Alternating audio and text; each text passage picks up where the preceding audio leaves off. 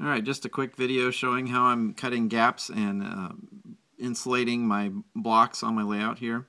I'm using a cutoff wheel in my Moto tool, and that cuts a gap that's not too big. It's just slightly less than the size of a spare FlexTrack tie from Atlas Code 55 or Microengineering Code 55, where they're somewhat thinner in profile.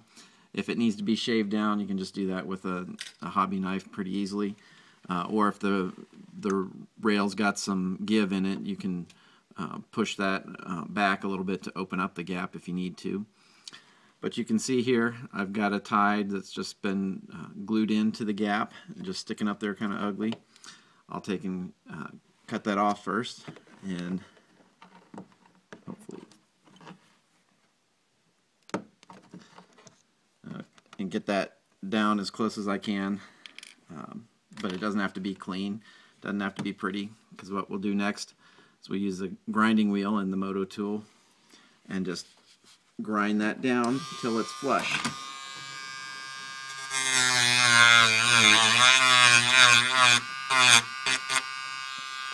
So that gets it first to the height, and then we'll come in from each side.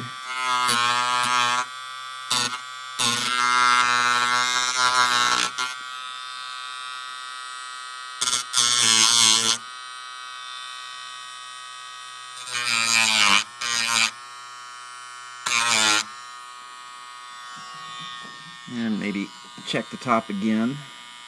I just want to start seeing that the rails get polished. I don't want to grind too much because that scores the track, and that'll create a spot where you'll get some additional corrosion. But you can see once it's ground down, it kind of disappears, and if you're going to paint the track, it'll disappear even more. But this way I avoid having a shiny white piece of plastic right where that gap is. And I might come back and clean that up a little bit more with a knife.